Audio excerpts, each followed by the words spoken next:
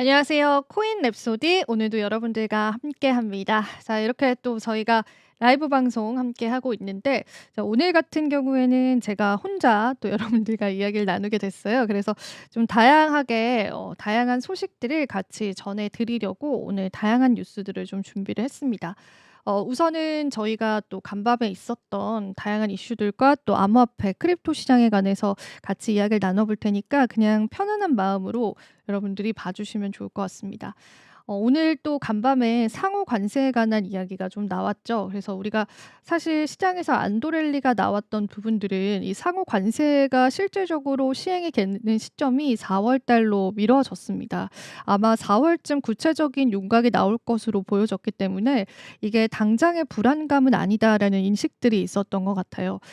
근데 그럼에도 불구하고 우리는 또 시장 리스크들 다양하게 반영을 해봐야 되잖아요. 그래서 그 부분을 같이 이야기를 나누면 좋을 것 같아서 제가 한번 다양한 자료들 통해서 여러분들과 오늘 이야기를 좀 나눠볼게요. 정책 불확실성 지수다라고 하는 게 있습니다. 여러 가지 통계를 통해서 우리가 수치적으로 바라보는 지표인데요. 이 정책 불확실성 지수가 상당히 높게 현재는 측정이 되고 있습니다. 사실 우리가 일행 정부 때도 이러한 관세를 협상 카드에 내세우는 트럼프를 지켜보기도 했었고, 여러 가지 이제 트럼프의 발언들과 행동들 때문에 주변국들이 많은 리스크를 감내를 했지만, 그럼에도 불구하고 일기 때 이제 불확실성 지수 같은 경우에는 200 정도를 나타내는 수치였습니다. 이 정도의 밴드에서 나타내지고 있었죠. 근데 지금 이제 블룸버그 통신의 자료에 따르면은 이 코로나 팬데믹 때는 당연히 전 세계가 힘들었잖아요. 그래서 그때 치솟았었던 정책 불확실성 지수 500이 넘어가는 이 수치를 이 트럼프 2기 행정부 지금 허니문 기간입니다. 들어선 지 얼마 되지 않았음에도 이 수치와 맞먹는 수치로 올라갔다라는 겁니다. 우리가 관세에 관해서 우려를 하는 거는 이제 트럼프가 이전에 일기 때도 했던 그러한 정책들이었기 때문에 다양한 시나리오를 세우지만 사실 지금 시장 일각에서는 일기 때와는 다르다. 일기 때 대응점으로 대응을 해서는 안 된다. 이런 이야기가 좀 나옵니다. 그만큼 이제 다양한 변수들이 시장에 있다라고 보시면 돼요. 그런 불확실성을 안고 있는 시장이고 사실 이번에 관세 리스크 자체도 암호화폐 시장이 굉장히 충격을 많이 받아갔잖아요. 알트코인도 조정을 많이 받았고요. 여러 가지 측면에서 봤었을 때는 이 정책 불확실성 지수를 지켜보면서 시장의 안정화들을 같이 살펴봐야 될 것 같습니다. 사실 저는 이 불확실성 지수 자체가 금 가격과도 연관이 있다고 생각을 합니다. 안전자산 선호 심리가 지금 시장 전반에는 뿌리 깊게 자리 잡고 있습니다. 물론 개인 투자자분들은 워낙 순환매 장세이다 보니까 매매나 트레이딩의 관점에서는 이제 열심히 시장을 대응을 하고 계시겠지만 중앙은행 측이라든지 또 기업 측에서는 이제 금에 관한 매입량들이 굉장히 많아졌습니다. 그만큼 시장에 관해서는 불확실하다라는 부분들이 뿌리 깊게 자리 잡은 것처럼 보여지고요. 그래서 무조건 시장에 관해서 긍정회로만 돌리기에는 지금 여러 가지를 우리가 생각해 봐야 할 시점이다라는 생각이 들어서 정책 불확실성 지수를 같이 한번 가지고 왔습니다. 자, 그러면은 간밤에 나왔던 상호관세 로드맵 한번 살펴볼게요. 정말 다양한 이야기를 했고 이제 직접 발표를 했고 또 행정부 측에서도 추가 내용을 덧붙이기도 했는데 우리나라에 적용될 수 있을 법한 주요한 내용들만 짚어보겠습니다. 트럼프는 이제 미국을 속이고 있는 국가들이 많다라는 게 이제 이번에 상호관세 로드맵을 제시하면서 이야기했던 중요한 골자가 될 것 같아요. 이게 눈에는 눈, 이에는 이 전략입니다. 예를 들자면 물론 이제 트럼프 행정부가 많은 관세를 부과하면서 미국 기업들의 수출을 돕기 위한 행보를 보여주고 있지만 사실 이제 국가들마다 이제 미국이 수출을 할 때, 그러니까 한국으로 치자면 미국산 제품이 들어왔을 때 한국도 만만치 않은 어떤 규제들이 있다라는 거죠. 그게 꼭 몇 퍼센트의 관세다, 몇 퍼센트 세금을 먹이겠다 이런 게 아니라, 예를 들자면은 이게 예전에 USTR이라고 하는 미국의 기관이 있어요. 이 미국의 기관이 한국의 자동차 규제를 가지고 굉장히 비판을 했었던 적이 있었어요.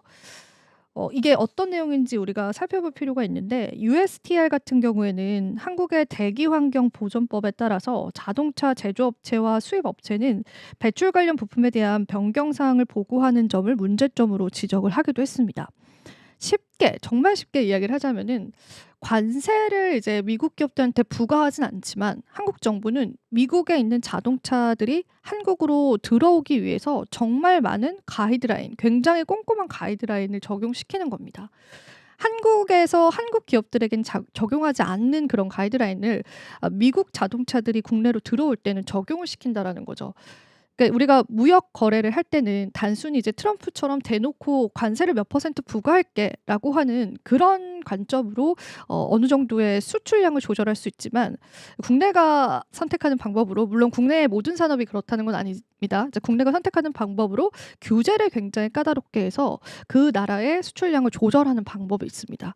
근데 이제 트럼프가 이야기했던 거는 관세를 먹이는 그 세금뿐만 아니라 이런 규제 중심의, 그러니까 규제를 강하게 매기면서 미국 기업들이 수출을 못하게 하는 나라들까지도 모두 다 점검을 하겠다는 거예요. 그렇게 되기 때문에 그 부분을 면밀하게 살펴보고 이번에 각 나라들 하나하나 협의점을 통해서 그 관세에 관해서 가이드라인을 만들겠다는 거죠. 그래서 실제로 이제 장관도 나와서 이야기를 했어요. 이번 관세 부과 같은 경우에는 아마 나라들마다 다르게 될 것이다. 그러니까 눈눈이 전략인 거예요. 우리가 너네를 통해서 지금 무역 적자를 내고 있는데, 너네가 우리 기업들이 너네 나라로 수출하는데 이렇게 많은 규제를 넣었어? 그럼 그 부분에 관해서 너희가 수정하지 않으면, 그 가이드라인을 낮추지 않으면 우리는 너희에게 다른 방법으로 너희 기업들이 우리나라에 들어오지 못하게 할 거야. 이런 이야기거든요. 그래서 그 부분들이 사실 많은 시간이 걸릴 것으로 보여요. 그래서 하나하나의 국가마다의 그 적용점이 다 다르겠죠. 그래서 정말 많은 시간이 걸릴 것으로 보여지다 보니까 트럼프 행정부가 관세를 실질적으로 부과하는 시점 자체를 시장에서는 조금 멀리 본 겁니다. 그래서 좀 시간을 벌었다라는 측면에서 이제 지수 자체의 이제 리스크는 사라지긴 했었지만은, 결과적으로 이게 윤곽이 드러나는 시점에서는 이제 우리나라도 국내 정부 측에서의 어떤 조치가 있어야 될 거고, 이제 미국의 어떤 의사를 들어줘야 하는 부분들도 있겠죠. 물론 오늘 이제 이런 이야기가 정부에서 들려오긴 하더라고요. FDA 이제 무역 협정이 있기 때문에 크게 걱정할 일은 아니다라고는 이야기를 했지만, 사실은 이제 비관세 부분에 관해서도 이렇게 이제 부과를 하고 수정을 할 계획이기 때문에, FTA를 이제 우리가 미국과 맺었다라고 해서 그걸 무조건 안심할 수 있느냐, 그 부분에 관해서는 역시나 또 시장에 다양한 의문점들이 남았다라고 보시면 되겠습니다. 그리고 특히나 한국 쪽에 관한 그러한 발언이 있었어요. 그래서 그것도 같이 보실 텐데, 중국과 같은 적대국뿐만 아니라, 그러니까 정확히 이렇게 이야기를 했습니다. 중국과 같은 적대국뿐만 아니라 한국과 같은, 그리고 일본과 같은 동맹국이든 아니든 우리는 상관없다. 모든 나라가 다른 방식으로 우리를 이용하고 있다라고 이야기를 했습니다. 자, 여기서 말하는 다른 방식이 제가 아까 말한 그런 부분들이에요. 규제 같은 거.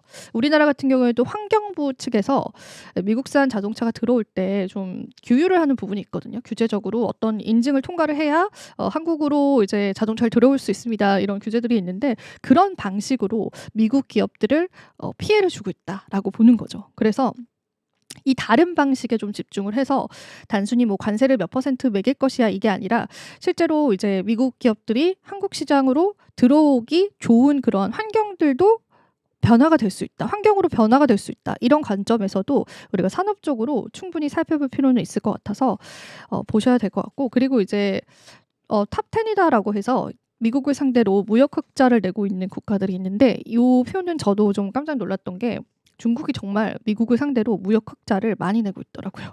그 수치가 어마어마하죠. 물론 이제 중국 자체가 큰 나라이기도 하고, 중국의 제품들이 가격 경쟁력이 확실히 있기 때문에 이제 요거는 이제 미국 경제를 위해서도 어느 정도는 불가피한 부분이긴 하지만은, 지난해 미국의 국가별 무역 적자를 봤습니다. 이거는 미국 기준이에요. 그러니까 미국에서 봤을 때는 '아 저 나라를 상대로 우리가 이만큼 수출하는데 이만큼 수입을 받고 있구나.'라는 관점이기 때문에 각 나라별로 봤을 때는 미국을 상대로 한 무역 흑자 수치다라고 보시면 됩니다. 우리가 나라별로 봤을 때는 이제 미국 입장에서는 한국이라는 나라가 660억 달러의 무역 적자를 내지만 한국 입장에서는 660억 달러의 무역 흑자를 내는 거죠. 요렇게 생각을 하시면 되고 요거 보시면은 한국이 만만치가 않습니다. 그리고 솔직히 이제 물론 이제 그 한 나라의 지형 크기가 그 나라의 모든 걸 말해 주진 않지만 다른 나라들과 비교를 해 봤을 때도 땅덩어리 대비해서도 무역 흑자를 정말 많이 내고 있는 그런 나라예요, 우리나라가. 사실 뭐 정치적인 우호국이기도 하기 때문에 그런 부분들도 있겠지만은 그래서 한국도 여기에 피해갈 수 없다라는 게 이제 전반적인 시장의 예상치이기 때문에 한국이 타겟이 될 것은 이제 가능하다라고 보시면 됩니다. 그리고 이게 한국 경제인을 토대로 2025년 수출 전망 조사를 했어요. 그래서 2025년도에 업종별로 수출 증감률을 전망을 했는데 여기 보이시면은 이제 자동차나 철강 쪽은 수출에 관해서 이제 오히려 감소할 것으로 예상이 됩니다. 철강은 사실 쿼터제가 지금 적용이 되고 있죠. 쿼터제는 이제 230톤 가량 이상을 만약에 수출을 미국 쪽에 하게 되면은 이제 세금 리스크가 관세 리스크가 생기기 때문에 그 양을 조절을 하면서 수출량을 실질적으로 지금 조절을 하고 있는 상황입니다. 자동차 부품 쪽도 좀 줄어들 것으로 보이고 대신에 요렇게 선박이랑 바이오 헬스 쪽에 관해서는 좀 수출 증감률이 좀 예상이 된다고 해요. 그래서 우리가 단순히 주식 시장을 볼 때 '아 막 이게 핫하대.' 뭐 이런 느낌보다 좀 긴 호흡으로 볼 때는 이 수출 증감률이 예상이 되거나 관세에 관한 리스크를 피해갈 수 있거나 요런 또 업종별로 보시는 것도 저는 전략이 될 것 같다고 생각을 했어요. 그리고 이제 특히나 이 의약품 같은 경우에는요. '관세 리스크가 조금 없다.'라고 보는 의견이 굉장히 많았습니다. 그 이유 중에 하나는 이제 트럼프의 공약 자체가 약가 인하였어요. 사실 아시는 분들은 다 아시겠지만 미국은 이제 서민들이 병원을 이제 우리나라처럼 자주 이용하기가 쉽지가 않습니다. 워낙 의료비 자체가 굉장히 비싼 국가이기 때문에 대신에 약을 굉장히 많이 소비를 한다고 해요. 약을 굉장히 많이 소비하는 국가에서 약가를 인하시키는 거야말로 그러니까 국민들을 위한 길이다라고 좀 생각을 했던 것 같아요. 물론 이제 어떤 메디컬법을 보완을 하는 것도 좋은 방법이 될 수 있겠지만요. 당장 이제 약에 관한 미국인들의 니즈가 많기 때문에 약가 인하 때문에도 의약품을 수출하는 부분에 관해서는 관세를 매기지 않을 것이다라고 예상을 하고 있어요. 그래서 이런 제약 관련한 업종들에 관해서는 그래도 관세 리스크가 좀 덜 껴있는 상황입니다. 지금 현재는. 그래서 그런 부분들도 여러분들이 생각을 해보시면서 시장의 전략들 잡아보시면 좋을 것 같고요. 이렇게 해서 저희가 또 관세에 관한 이야기를 좀 해봤습니다. 이게 사실 오늘 시장에서 크게 적용이 된 부분은 아니기는 하지만 그래도 점진적으로 시장의 리스크로 다가올 수는 있고 또 우리가 지켜봤잖아요. 관세 리스크가 있는 종목군들의 어떤 움직임들, 그런 기업들의 이제 안 좋은 전망치들 그런 것들을 지켜봤던 입장이기 때문에 이 리스크들은 같이 여러분들이 염두를 해보시면 좋겠습니다. 자, 그러면은 다시금 저희가 또 글로벌 뉴스 이야기로 한번 넘어가 보도록 할게요. 이번에는 일론 머스크 이야기를 좀 준비를 했습니다. 일론 머스크가 조용하죠. 근데 조용한 게 사실 조용하지 않은데요. 워낙 이제 트럼프가 이제 지금 허니문 기간이잖아요. 취임을 하고. 그래서 트럼프 쪽에 관한 이제 워낙 강력한 그런 발언들 그리고 이제 정치적인 어떤 불확실성들이 뼛속 깊이 이 시장에도 반영이 되고 있기 때문에 일론 머스크의 이야기가 사실상 조금은 묻히고 있습니다. 근데 이제 조용히 일론 머스크는 본인의 꿈을 향해서 꿈이라고 표현을 해도 될지 모르겠지만 본인이 이제 원하는 어떤 구도들을 하나하나 해나가기 위해서 다양한 이제 도지, 정부 효율부 수장으로서의 역할을 해나가고 있습니다. 얼마 전에는 트위터, 그러니까 X를 통해서 그 이민자에 관해서도 언급을 하더라고요. 그래서 SNS를 잘 활용하면서 본인의 의견을 여전히 잘 피력을 하고 있고요. 저는 이 헤드라인이 좀 눈에 띄었어요. 이제 어택을 한 거죠. 어택을 했는데 이 CFPB를 어택을 했습니다. 이게 소비자 금융 감독이라고 보시면 돼요. 그리고 그의 엑스머니 비전이 있다. 이 숨은 뜻은 그의 엑스머니 비전이 있다. 요런 내용인데 어떤 내용인지 하나하나 같이 뜯어보도록 할게요. 요거는 이제 암호화폐 시장과의 연관성이 있습니다. 그래서 뭐 이 기사 때문에 암호화폐 시장이 뭐 움직였거나 큰 변동성을 나타냈던 건 아니지만 그래도 같이 짚고 가면 좋을 것 같아요. 이 CFPB라고 하는 기관은요. 비은행 금융 기업들을 감독하는 기관입니다. 쉽게 이야기하자면 우리가 카카오페이 쓰잖아요. 카카오가 어찌 보면은 금융산업에 진출을 한 겁니다. 카카오페이라는 걸 이제 만들어냈고 많은 분들이 이제 송금으로 사용을 하게 되고 본인의 계좌 정보라든지 뭐 잔액의 어떤 정보들 그리고 카카오뱅크까지도 나오게 됐죠. 근데 일단 이 기관 같은 경우에는 요런 애플이나 구글, 페이팔들이 주요 감시 대상이었어요. 그러니까 은행이다라고 볼 수 없는 그런 기업들이 이런 금융산업에 진출을 하는 것에 관해서 소비자의 관점에서 제재를 하고 그러니까 그 부분을 약간 규제를 도입을 시키거나 규제를 적용시켰던 그런 기관이다라고 보시면 되죠. 근데 소비자 금융 보호국을 무력화시켰다라는 이야기가 나왔어요. 자, 왜 그랬을까요? 일단은 엑스머니라고 했잖아요. 그의 비전, 엑스머니 비전이 있습니다. 일론 머스크는요. 그러니까 엑스머니라는 거는 트위터를 인수했잖아요. 일론 머스크가 트위터를 인수하면서 X로 이름을 바꿨잖아요. 이 X의 플랫폼 결제 시스템입니다. 그래서 이 플랫폼 결제 시스템, 그러니까 애초에 SNS를 인수했던 이유 자체가 어떤 결제 시스템으로 도입하기 위한 그런 빅피처가 있다라는 이야기가 시장에 굉장히 많이 나왔거든요. 그래서 이런 엑스머니 비전을 실현시키기 위해서 이 소비자 금융 보호국의 역할을 무력화시킨 게 아니냐, 이런 이야기가 시장에서 나오게 된 겁니다. 그리고 일단 머스크의 이런 행보 자체가 금융 서비스 시장에 본격적으로 진입하려고 하는 그 의도를 반영한다라고 해석이 됐습니다.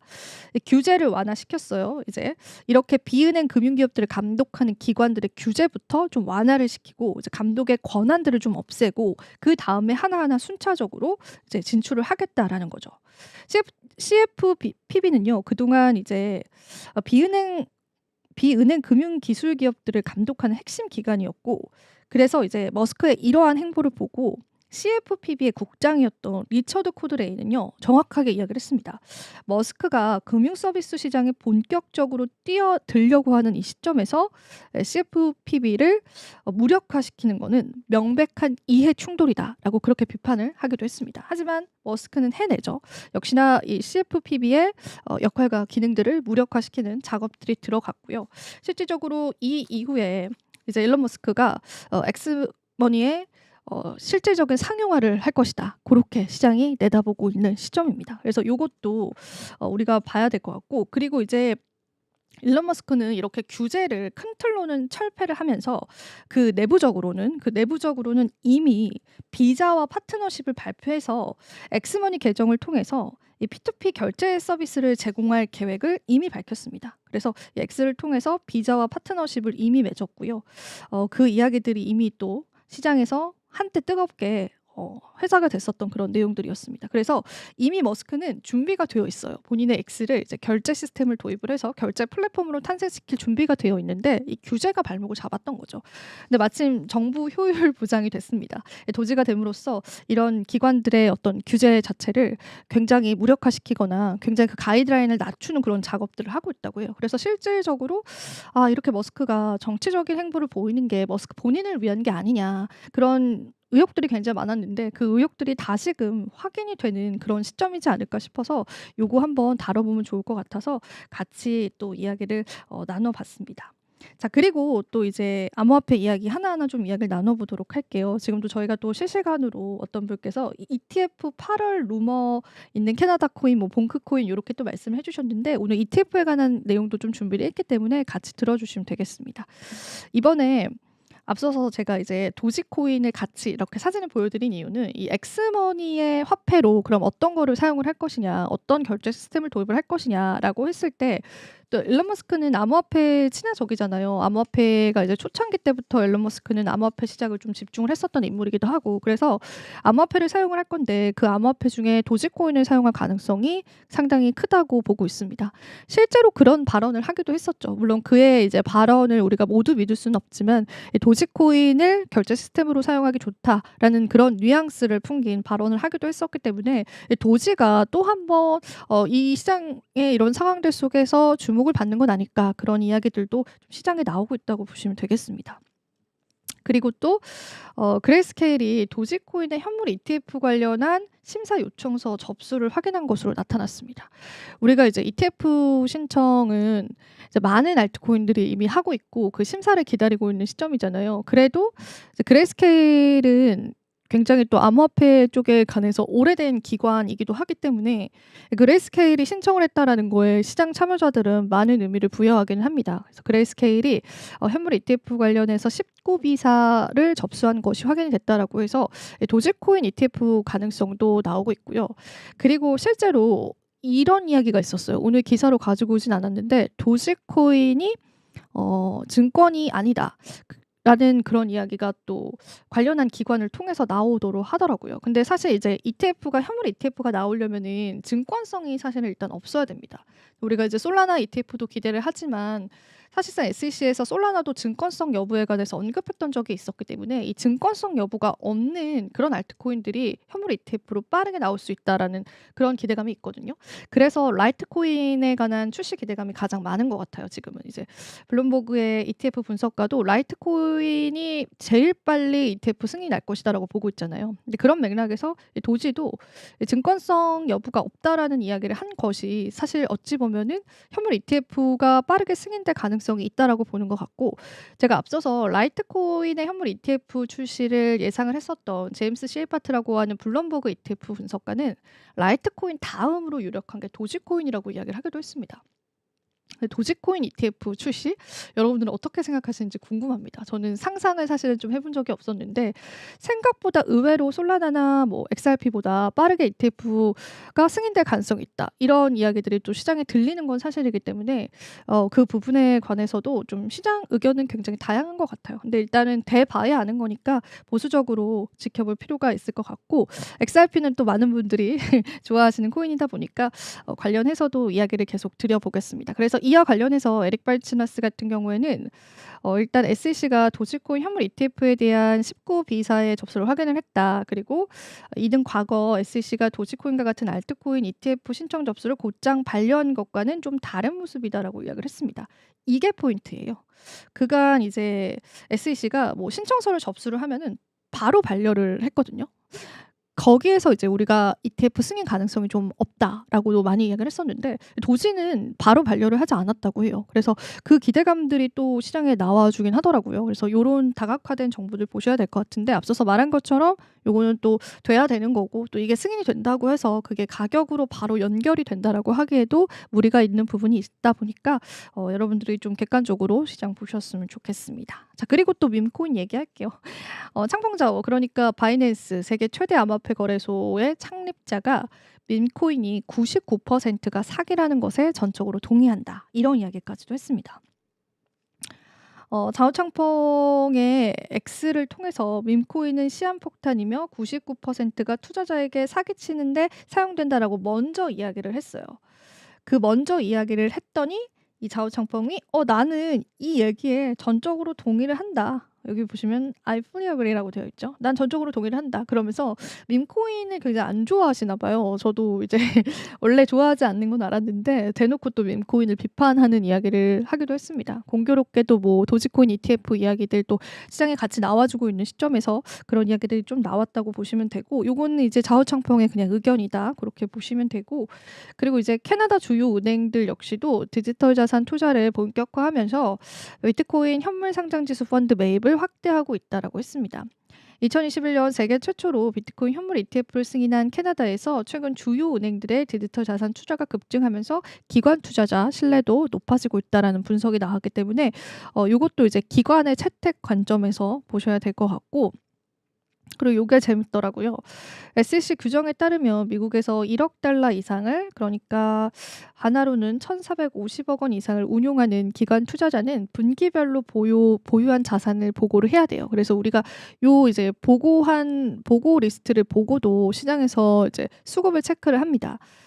거기에 따르면은 이제 BMO 은행은 블랙록 아이쉐어스 비트코인 ETF를 가장 많이 보유를 했고, 그리고 그 규모가 2015억에 달한다. 그리고 아크21 쉐어스는 비트코인 ETF, 그리고 피델리티, 그 다음에 비트코인 펀드, 그레이스케일 비트코인 트러스트 등 총 약 160 1,500억 원의 상당의 비트코인 관련 펀드를 매입했다라고 이야기를 했습니다. 그런데 여기도 은행이죠. 그러니까 은행 쪽이 포트폴리오로 비트코인 ETF를 채택을 하는 것 같습니다. 근데 요거는 또 선물로 매입을 한 건 아니다 보니까 현물 ETF를 매입을 한 거라서 좀 관점을 다르게 가져가야 되나 그렇게 생각을 하기도 했었는데, 그래도 이제 전반적으로 비트코인 현물 ETF가 흥하다라는 거는 현물 시장에 영향력을 주기 때문에 같은 맥락에서 지켜보시면 좋을 것 같습니다. 그래서 그것도 같이 이야기를 드리고요.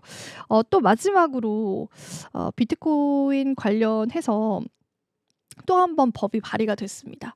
비트코인을 비축 자산으로 넣자라는 이제 주 차원의 발의가 또 한 번 일어났기 때문에 요거 한번 우리가 방향성들 같이 보면 될 것 같고요. 그리고 텍사스에서도 이제 비트코인 전략적 준비 자산에 관해서 이제 청문회에 들어간다고 해요. 청문회 18일에 들어갈 것 같은데 요때도 결과가 나올 것 같고, 앞서서 제가 말씀드렸지만 유타주는 하원 통과된 상황이고 해서 어떤 주에서 가장 먼저 승인이 날까요? 전략 비축 자산, 그것도 관전 포인트로 여러분들이 살펴보시면 좋을 것 같습니다. 자, 이렇게 해서 오늘 크립토 뉴스까지 같이 다뤄봤습니다. 여러 가지 또 시장을 바라보시는데 도움 되셨을 인사이트이기를 바라고요.